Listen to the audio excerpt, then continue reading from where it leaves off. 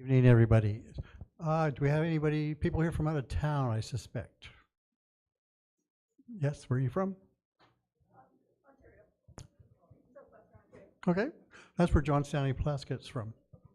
Yeah, he's just outside of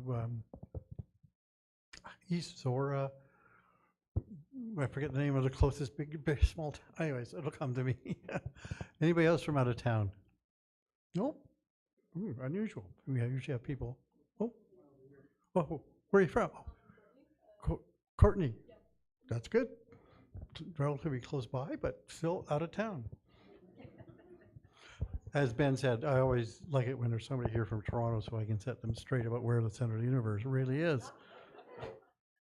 Yes, so before we go on to what I'm going to talk about, we have a couple of things I want to point out. So if you get your phone out, if you have a phone, there's a QR code that will take you to a website on the Digital Museums Canada website that really goes and talks about the early part of our history here at the observatory and its impact on tourism, national and civic identity, some of the science that was done. So yeah, that QR code will take you there.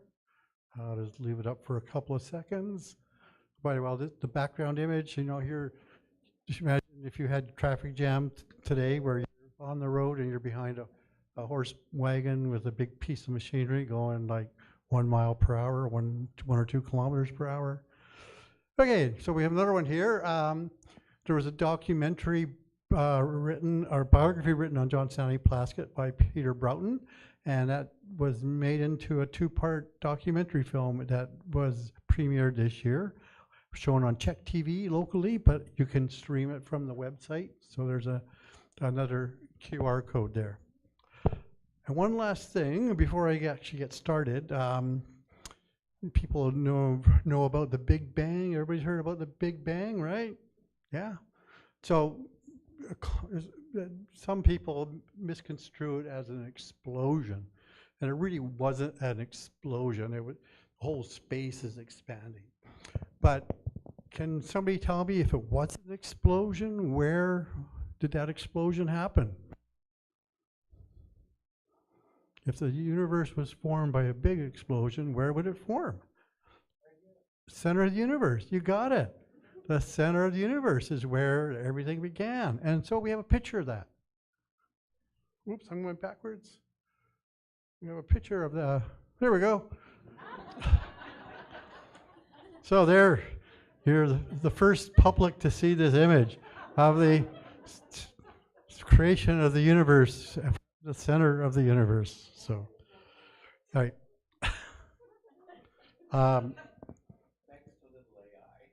Chat GPT, a single prompt based on the image. It's amazing. Okay.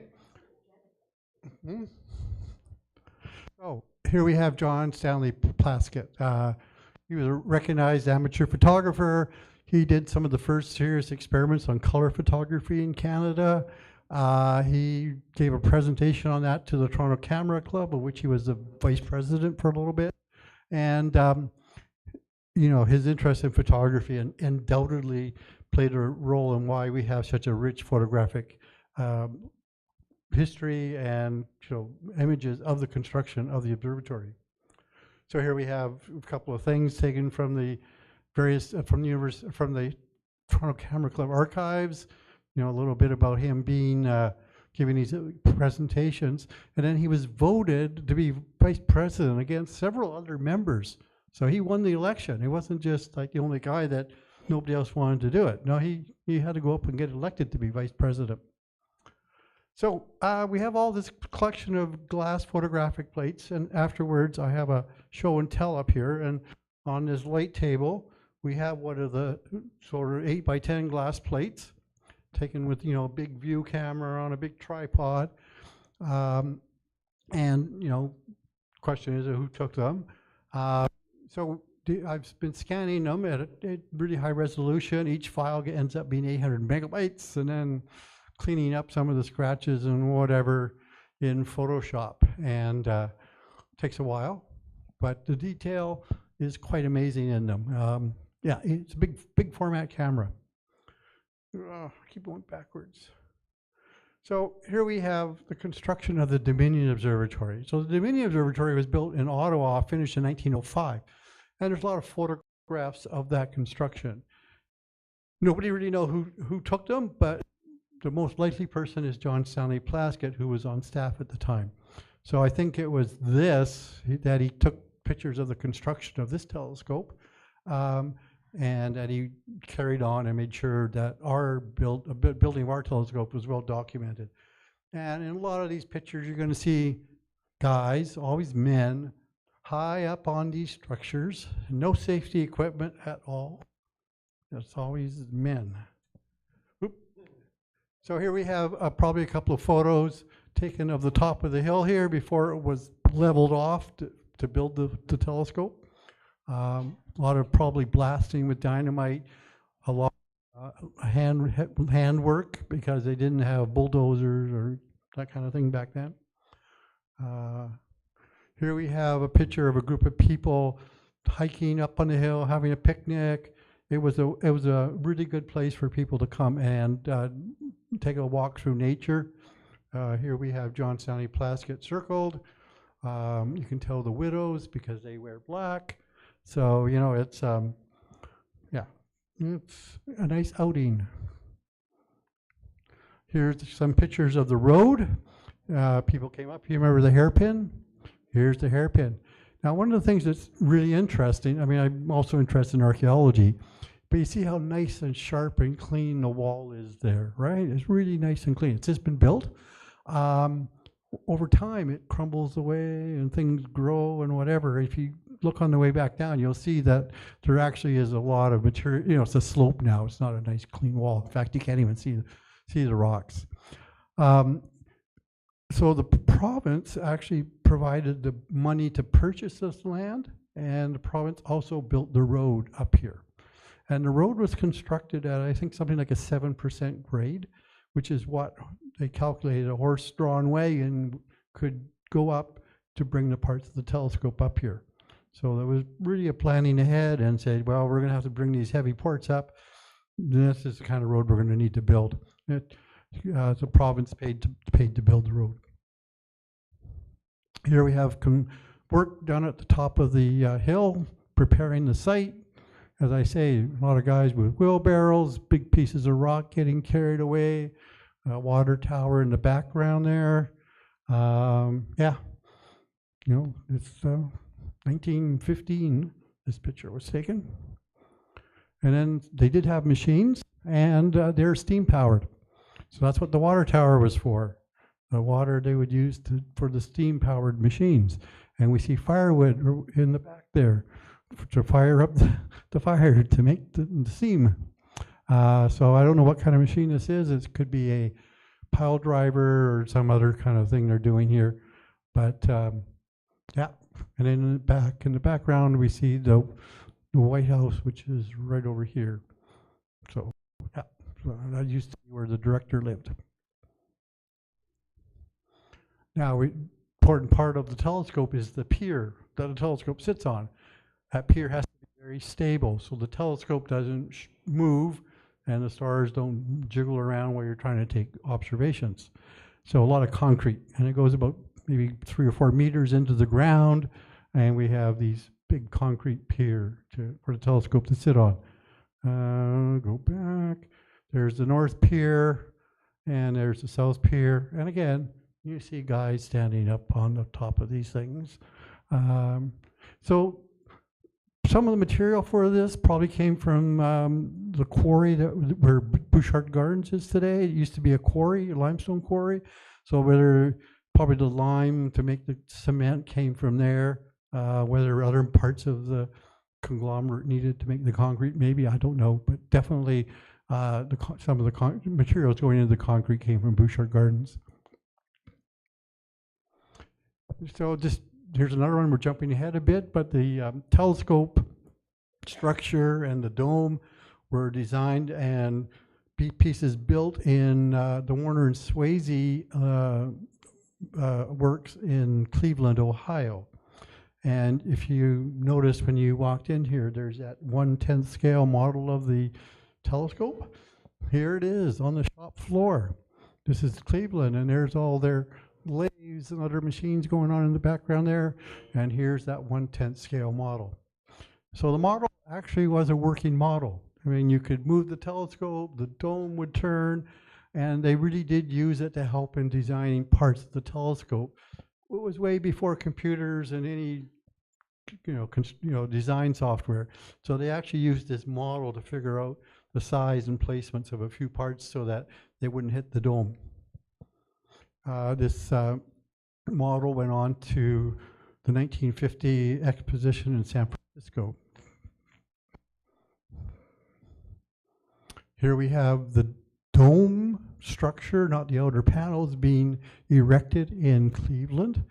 So when you're building a big piece of equipment or building like this, you want to put it together to make sure it all works and fits together before you ship it across the country. So they always do a test erection, and here we have the test erection of the structure of the dome in Cleveland. And this guy is not that high up, but he must be on his way to the top. That's what I figure. Here we have, again, at the Warner and Swayze Laboratory, we have Plaskett here. This is Ambrose Swayze of Swayze, Warner and Swayze, and I don't know who that fellow is although looking at him, could almost be William Wallace Campbell from Lick Observatory. Obviously, it's wintertime. We have snow on the ground. And again, here's a test direction of the actual telescope and factory to make sure all the bits go together, it works as it was designed to do. So after they would do the test direction, they would have to tear it all down and package it up, and ended up sending it to Victoria. And when it got to Victoria, it would have to come up from the docks, or probably the ferry train or whatever from Vancouver came in, and it was horse-drawn wagons that brought all the pieces up to the observatory. Here, this is on Douglas Street, just by Mayfair Mall. We have, if you can find some little bit of history about the Maywood Meat Market and of the telescope, the telephone number, 2260. That was the total phone number of the place. Yeah, so you can see, it's, we have what, 2, 4, 6, 8, at least 10 horses hauling this piece up. And there's the same piece, same number of horses in the same order, going up Glanford. And we see over here some cars going off in the distance. And yeah, this is just going up Glanford, and there's horses behind. I don't know what they're doing. They're probably bringing up some other parts.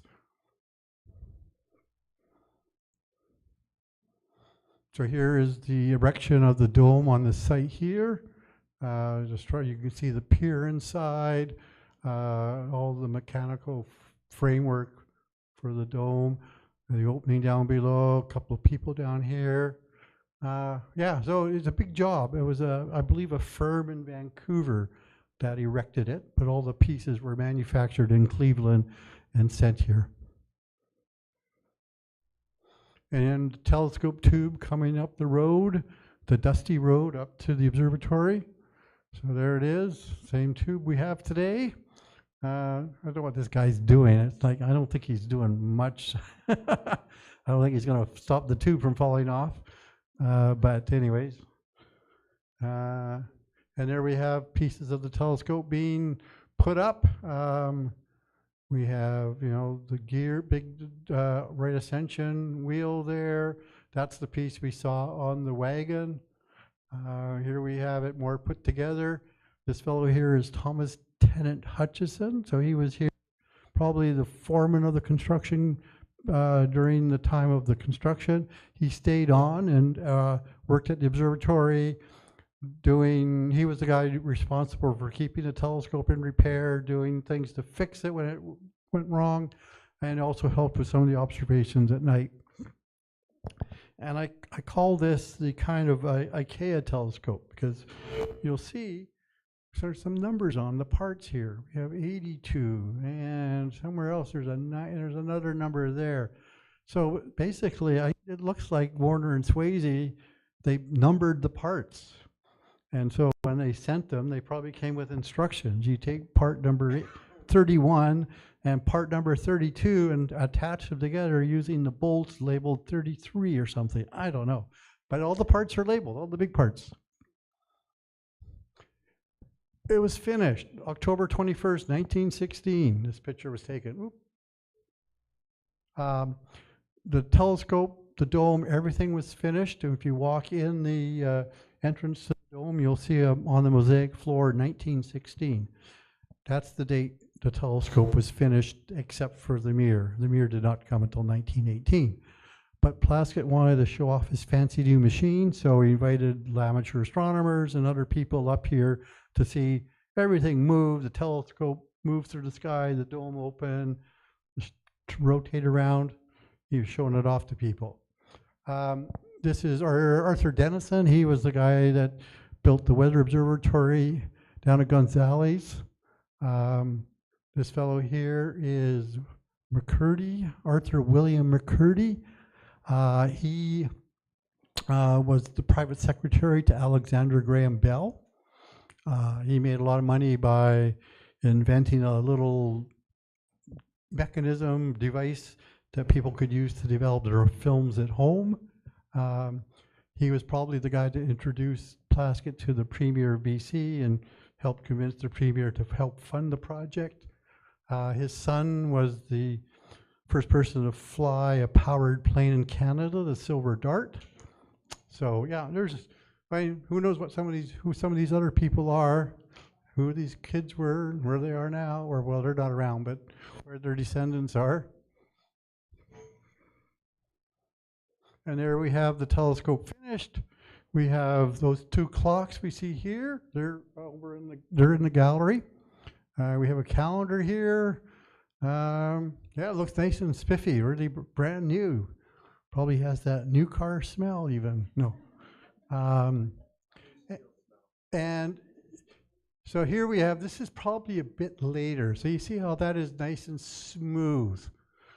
Okay, one of the issues with telescopes is you want to keep the air temperature inside the same as the outside temperature. You don't want things to heat up because that causes distortions and it's not a good thing. So you notice in this one, they've wrapped some insulation blankets or something around it. So Plaskett mentions doing that to try and control the temperature of the mirror so it stays more constant. This is the director's house, circa 1920. This is where the director lived. So we had successive directors living there from 1917 when Plaskett came out here from Ottawa until 1966. Now it's offices and a few other things, meeting rooms. The furniture has changed. It's not the same. It's not the same furniture, but it looks pretty cool. So these chairs, it's all very 1920-ish. So here's another photo. I'm not sure whether this is not taken by Plaskett. This was taken by our mystery person. So here we have three young women in probably a swimming club up in Deep Cove. This was taken where the end of the electric railway, and they're chaperoned. And then with ChatGPT, I just drafted a little data, and we got a Japanese version of it. So, moving on here, there is something that connects these three things. We all know what this one is. Who can tell me who that is? Yes, Queen Victoria. And probably nobody knows who that is, what that is, right? But there's something that connects all three of these things. So that boat is Dorothy. Dorothy was a sailboat built under commission by John J. Robinson, who had a shipyard where Laurel Point Inn is today. And it's a 30-foot sailboat. It's a really fast boat, apparently. It was voted a few years ago as the best restored sailing vessel under 40 feet worldwide for that year. So it's a really good boat. It was up in Ladysmith. It may be somewhere else now, but it shows up in Victoria once in a while, so you can actually go visit it. Okay, now here's one of our photos. And it took me a while. One of the things I always questioned was why this car is on the wrong side of the road. Well, it turns out until January 1st, 1922, we drove on the left side of the road like the British do. So that tells me this photo was taken before January 1st, 1922. And it probably was another year and a half or so before I thought, that is the photographer's car. And sure enough, I zoomed in and there's a license number 4124. Okay, I do some Googling and someone's been very kind to scan all the original registration books of cars up from 1904 or 5 forward. So I figure, okay, 1918, 1919, let's see if we can find 4124. And there we have it. It's a Willys Overland, E. Fleming, North Quadra Street, Victoria. And then you go to the street directory for Victoria that time, and there he is, Edgar Fleming, photographer. And there's Harold Fleming. So Edgar and Harold were two brothers that came over from London and set up photography business in Victoria. They parted ways at some point. But it's pretty certain that Edgar Fleming was the guy that was the photographer that took all the construction photos. So we figured out who took the photos. So there is his marriage to Catherine Robinson. That's the connection to Dorothy. Catherine Robinson was the daughter of John J. Robinson, who built Dorothy. So now we've got the link between Dorothy and the observatory, Edgar Fleming. So Edgar Fleming's granddaughter, Carol Bertram, lives up in Ladysmith. I've been in touch with her. But now, what about Queen Victoria? Where does she fit into this story? Well, before Edgar Fleming left England, his father was also a photographer, taking pictures of things in the British Museum, for example, and making those pictures available to the public. Photography was really quite new, so for people to see things that were in the museum was quite a cool thing. Well, it turns out before Edgar left, anyways, there's a little bit more. I added this. I forgot about that. Anyways, there he is, Edgar Fleming. He was born in 1859, and he had a partnership with his brother. And then anyways, they separated. His store is still there. 1014 Government Street is the store where the building where his business was located. He also took pictures up island. And all these are in the archives, in the BC archives downtown. And he also took portraits of all the good people in Victoria that wanted their portraits taken by a professional. All those glass plates are also down there in the archives. So there's a picture. I got this picture from Carol. There's no other pictures that she knows about of her grandfather. So he's a photographer, and this is the best picture we have of him, and that's Catherine.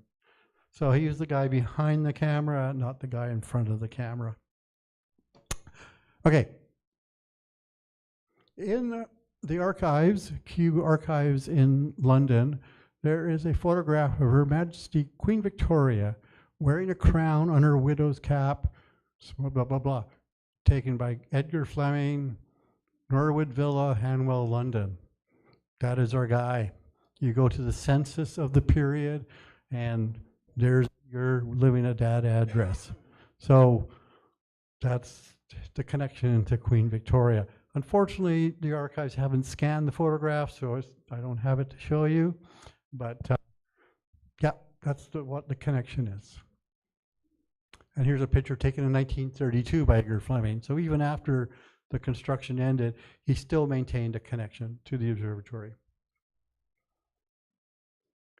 Okay, here we have John Stanley Plaskett. As I mentioned, he gave some talks on lectures on photography. There's one of the reproductions of books. There's a place called Forgotten Books that reprints all these old books. So he has his own camera that we have right here, sitting on this table. That is probably John Stanley Plaskett's camera, circa 1910 or so. And in the back of the box that has all the glass plates, I discovered negatives and prints of photographs taken by John Stanley Plaskett. So that's what we're going to look at next. Same thing, I've scanned them all and cleaning them up in Photoshop. So here we have 1910, the Harvard Observatory in Pasadena. 1910 was a very significant year for Plaskett. His work on a much smaller telescope in Ottawa was you couldn't do anything more with a small telescope. And he had, a year or two before, had some discussions, but he finally came to the conclusion Canada needed a bigger telescope. So 1910 was a really important year in that process. So here he was at a meeting at the Harvard Observatory, 1910, and then he and a bunch of other astronomers got on a train and went out to Pasadena, California for another meeting.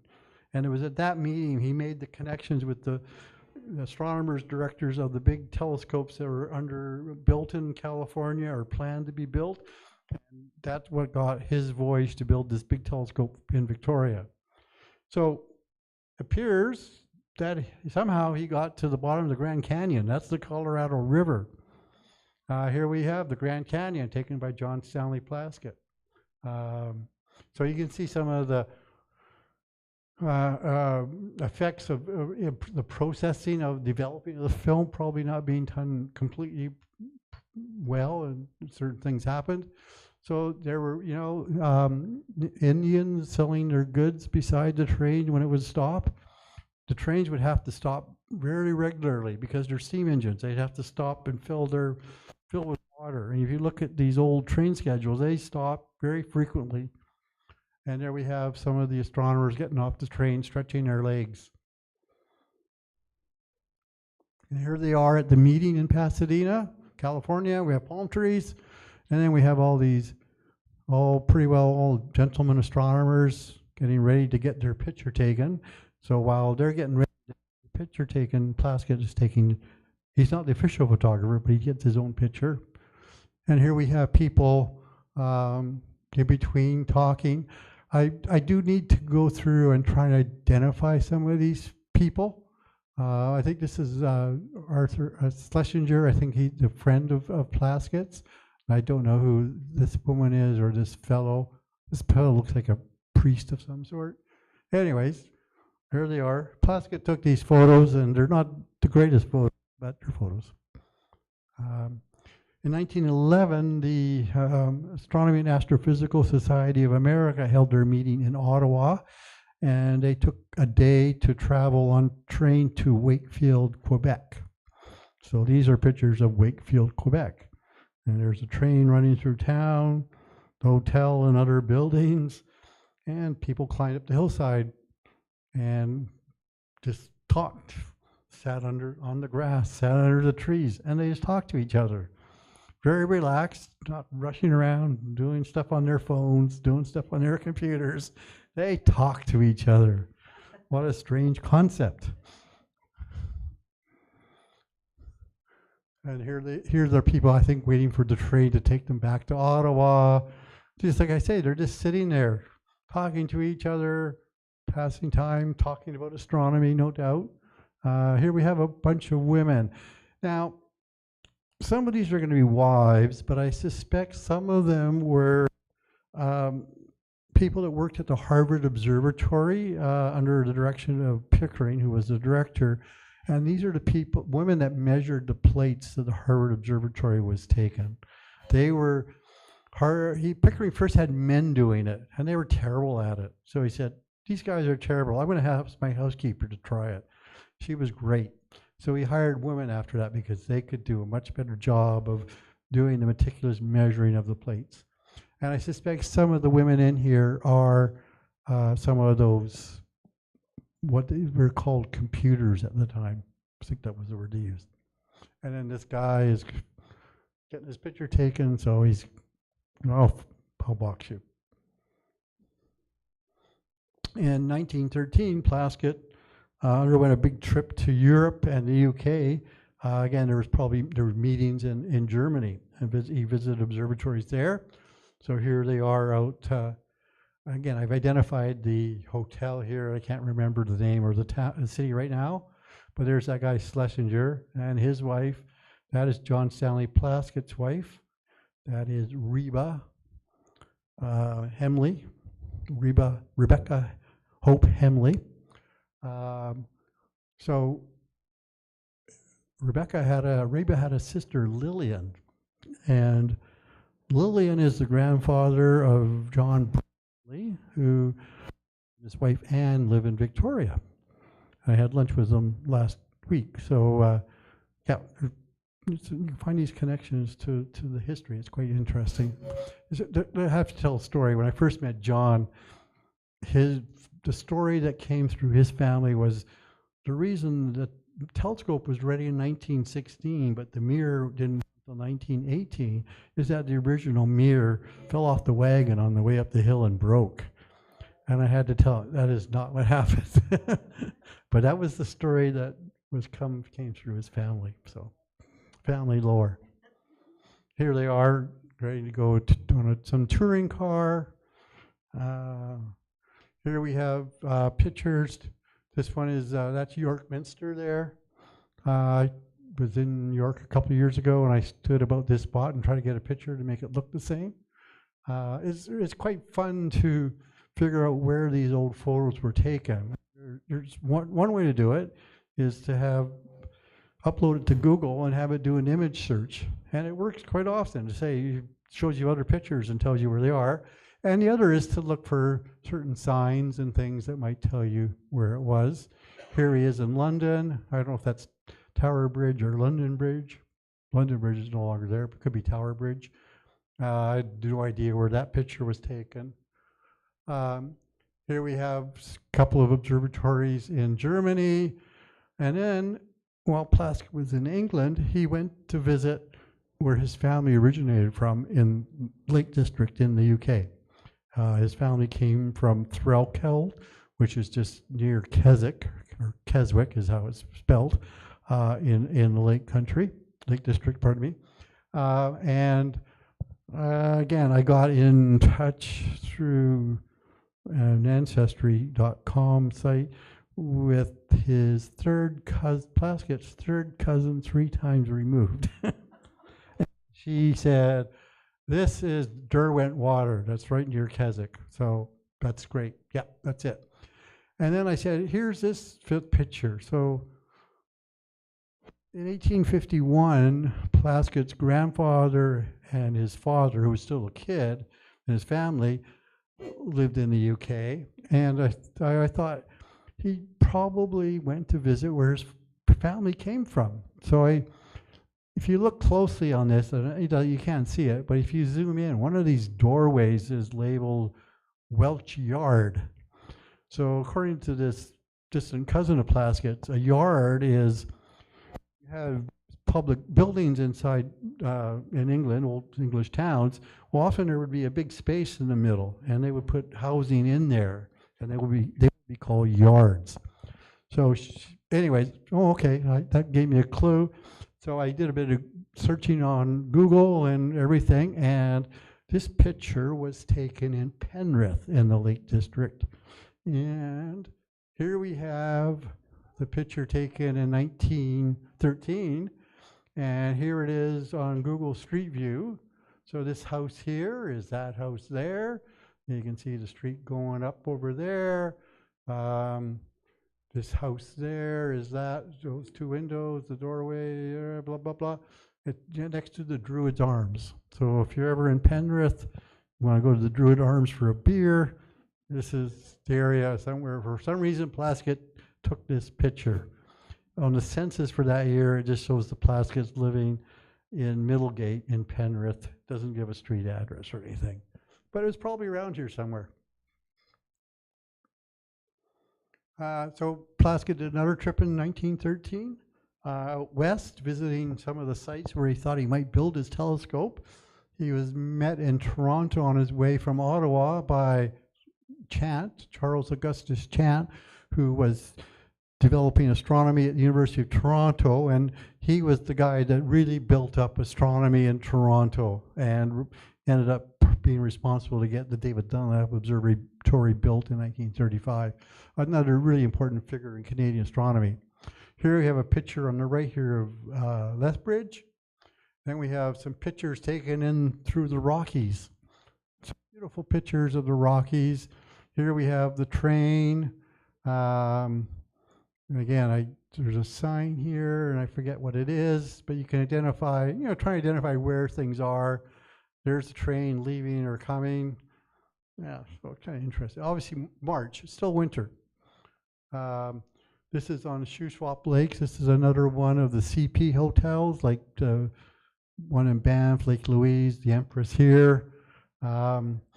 This is taken from Mount Campbell on the east, just outside Penticton. East was another possible location for the telescope. So that's downtown Penticton in 1913. The canal is not there, it's just swampy land, meandering stream. We have this site here, that could be his sister, Annie Plaskett, Josephine Annie Plaskett. She lived in Osoyoos at the time, so this could be a visit to his sister. It seems like a logical thing. And then He also visited Summerland, just outside of Penticton. Annie's husband was head of the fruit marketing board or whatever. So anyways, I'm trying to identify this house, Googling away. There's a few older people here. Who knows about the famous poem, The Cremation of Sam McGee? Oh yeah, okay, good. Sam McGee was a real guy. Robert Frost was a teller at a bank in Yukon, and Sam McGee was one of his clients. Oh, good. Excellent. So it turns out after Sam McGee left the Yukon, he bought an orchard in Summerland. So I was reading this account, and there's actually a road in Summerland, Upper Summerland, named after Sam McGee Road. This account went on to say that after Sam McGee sold his orchard, he moved to Saskatchewan, and he died in Saskatchewan, where he was buried, not cremated. So, here we have some from Victoria. Here's a picture taken from the legislature building of the Inner Harbor, the original CPR building. This is the James Bay something or other recreational building. It's not there anymore, of course. Sequoia is there. Again, this is 1913. The Sequoia goes back much further than that. Here we have a picture taken from the Little Saanich Mountain from up here, I suspect. Again, look, this doesn't do it justice. And then we have a schoolhouse being built. There's Little Saanich Mountain behind it. That's it. So, and we have a little show and tell. I have one of the glass plates over here on the light table, Plaskett's camera, and some prints of that I found in an envelope of Edgar Fleming. Thank you.